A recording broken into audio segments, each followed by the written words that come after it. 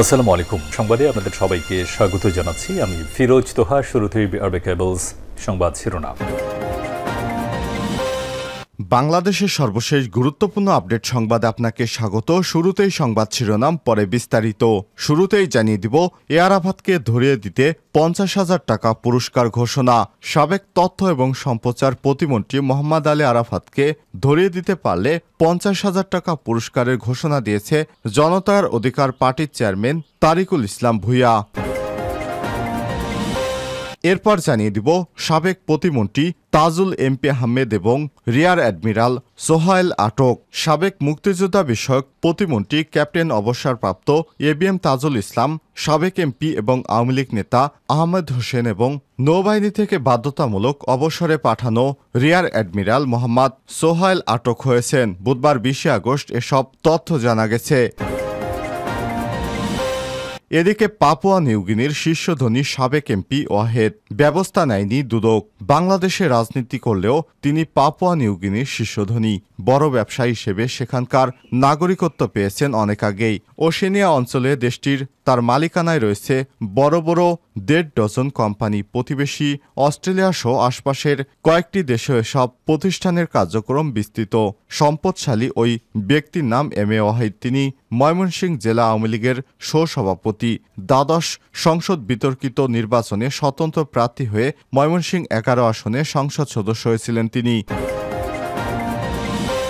এদিকে বৈষম্য বিরোধী ছাত্র আন্দোলনে নিহত হয়েছে 819 জন, বলছে HRSS। বাংলাদেশে বৈষম্য বিরোধী ছাত্র আন্দোলনের সময় 819 জনের মৃত্যু হয়েছে। 2024 সালের গণ অভ্যুত্থানে সংগঠিত হত্যাকাণ্ড এবং মানবাধিকার লঙ্ঘনে এক মানবাধিকার পর্যবেক্ষণ প্রতিবেদনে এমন তথ্য তুলে ধরেছে human right support society HRSS।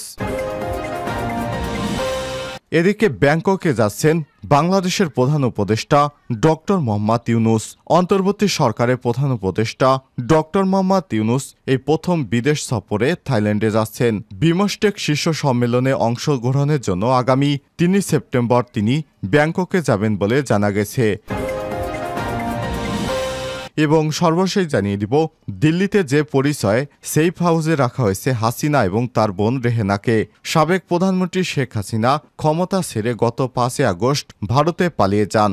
সেদিন বাংলাদেশ এয়ারফোর্সের একটি বিমান দিল্লির কাছে গাজিয়াবাদে হিন্দন বিমান ঘাঁটিতে অবতরণ করে। ওই বিমান ঘাঁটিতে শেখ হাসিনা এবং তার বোন শেখ রেহানাকে স্বাগত জানায় ভারতের জাতীয় নিরাপত্তা উপদেষ্টা অজিত ডোভাল। তার পরদিন ভারতের পররাষ্ট্রমন্ত্রী এস জয়শঙ্কর দেশের পার্লামেন্টে জানান, ভারত সরকারের কাজ হচ্ছে শেখ হাসিনাকে সমসাময়িক এদেশে আসার অনুমোদন চেয়েছিল এবং তা মঞ্জুর হওয়ার পরই তিনি ভারতের মাটিতে পা দিয়েছেন।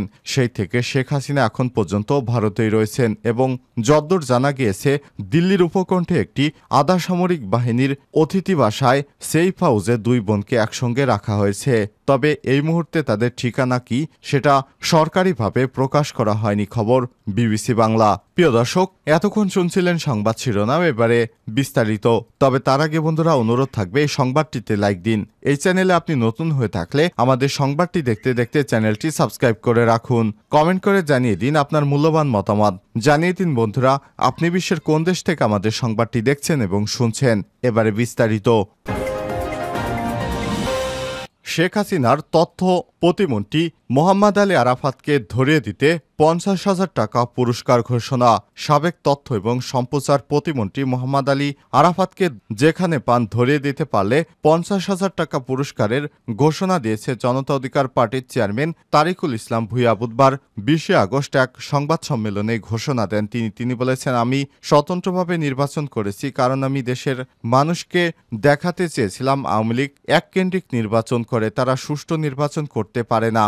আমি ভোটের দিন সকালেই ভোট বর্জন করেছিলাম কারণ আমার উপর হামলা করা হয়েছিল। আমি তাৎক্ষণিক গণমাধ্যমের সামনে আমার ভোট প্রত্যাহার করার ঘোষণা দেই। আরাফাতকে উদ্দেশ্য করে তিনি বলেন, তাকে অর্থাৎ আরাফাতকে আমার কাছে রোহিঙ্গা মনে হয়। তার আচার আচরণ চলাফেরা একবারে গুন্ডা স্টাইল। তার মতো একটা বেয়াদব মন্ত্রীকে বানানো হয়েছে মন্ত্রী। তাও আবার তথ্য প্রতিমন্ত্রী।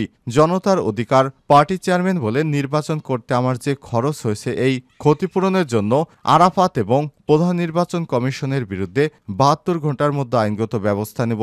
আরাফাতকে ধরিয়ে দিতে পারলে আইন শৃঙ্খলা বাহিনীর হাতে তুলে দিতে পারবে। আমি তাকে ৫০,০০০ টাকা পুরস্কার দেব এবং তার সঙ্গে তার পরিবারকে ৭ দিনের জন্য কক্সবাজার ট্যুর ফ্রি করে দেব।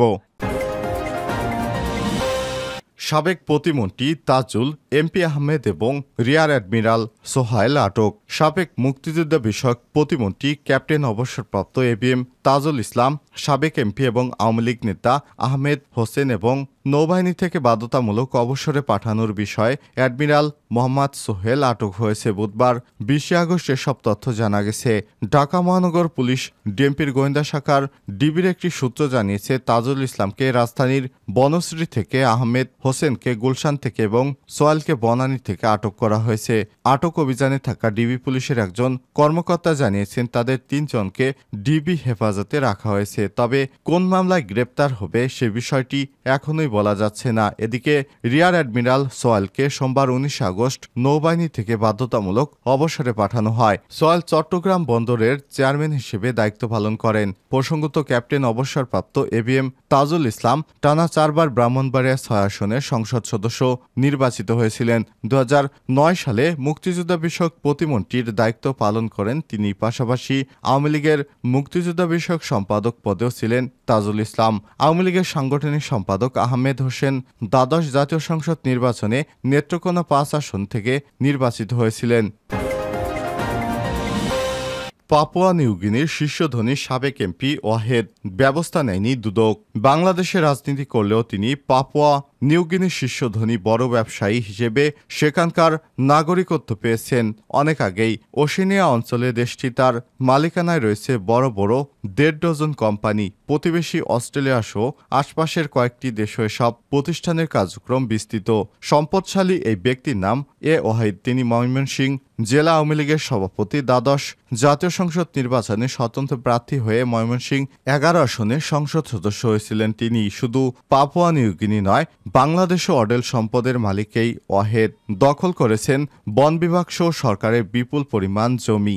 সব মিলিয়ে দেশ বিদেশে কয়েক ডজন কোটি টাকার মালিকও তিনি। তথ্য বলছে, ১ দশক ধরে পাপুয়া নিউগিনিতে একের পর এক ব্যবসা প্রতিষ্ঠান গড়েছেন ওয়াহেদ। কৃষি এবং খাদ্য প্রক্রিয়াজাতকরণ ব্যবসার শীর্ষে অবস্থান করছেন তিনি। এছাড়াও বিশাল এলাকা নিয়ে গড়ে তুলেছেন কৃষি খামার। পাশাপাশি প্রতিনিয়ত বিনিয়োগ করছেন নতুন নতুন খাতে।